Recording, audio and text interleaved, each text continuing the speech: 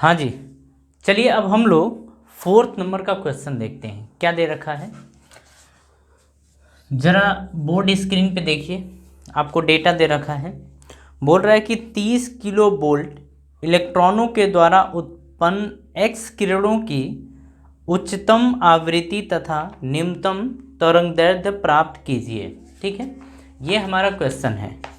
बोल रहा है कि जो वोल्टेज दिया है वो आपको दे रखा है 30 किलो वोल्ट ना, तो V की वैल्यू दे रखी है, V फॉर वोल्टेज ये दे रखा है 30 किलो वोल्ट। अगर 30 किलो वोल्ट को हम वोल्ट में कन्वर्ट करें तो 30 गुणे 10 की पावर 3 ये वोल्ट आ जाएगा, है ना, ये हो जाएगा।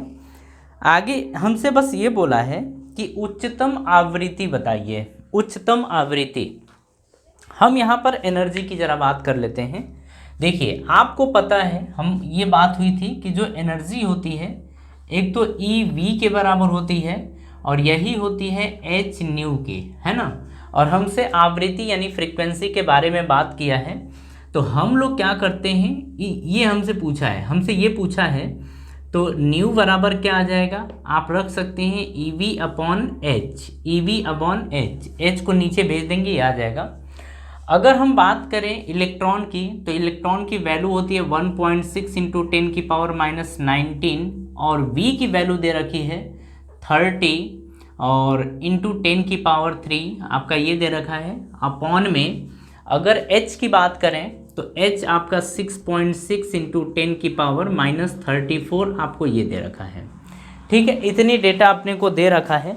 अब जो आगे की बात कर रहा है हम उस वैल्यू को देख लेते हैं कि क्या आएगा यहाँ पर। देखिए अगर इसको काटा जाए तो लगभग 4 टाइम, अप्रॉक्सीमेट में 4 टाइम कटेगा।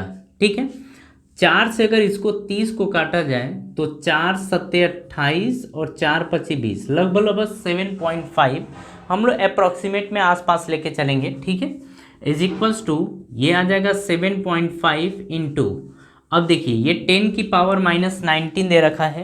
देखिए 10 की पावर माइनस 19 ये है, प्लस में 3 ये है, ये ऊपर जाएगा तो प्लस 34 बनेगा।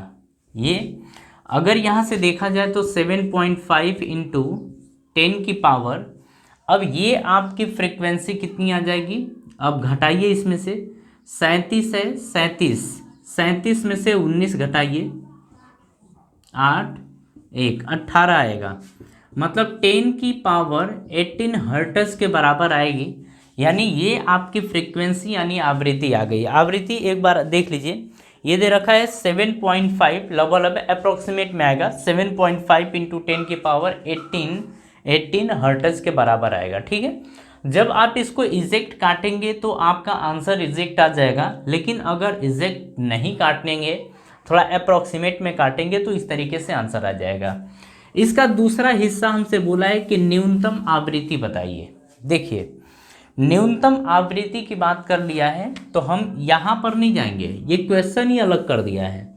न्यूनतम आवृत्ति अगर C इज इक्वल्स टू आपको याद हो तो ये लैम्डा इंटू न्यू के बराबर होता है, लैम्डा इंटू न्यू इसके बराबर होता है। हमसे वेवलेंथ की बात कर रहा है तो wavelength lambda is equals to आ जाएगा सी अपॉन न्यू, तो lambda is equals to c की वैल्यू, स्पीड ऑफ लाइट ये दे रखा है 3 इंटू 10 की पावर 18 होता है, तो 3 इंटू 10 की पावर 8 होता है। अपॉन में न्यू की वैल्यू कितनी आई है 7.5 इंटू 10 की पावर 18 ये आ गया है। अगर इसको काटा जाए तो लगभग 3 दूनी 6 25 3 75 लगभग 2.5, तो lambda is equals to 1/2.5 into 10 की पावर 8 और ये प्लस से ऊपर जाएगा तो क्या होगा -18 आएगा। अब देखिए इसको अगर हटा दें तो यहाँ पर 10, अब ये लिख सकते हैं 25 चौक को 100, लगभग ये 0.4 आएगा ना, तो लैम्डा की वैल्यू आ जाएगी 0.4 इंटू 10 की पावर -10, ये आपका मीटर में आ जाएगा, है ना। या इसको आप लिख सकते हो, ये समझ में आता रही है ना, काटना पीटना है बस, इसको आप ध्यान से रखिएगा।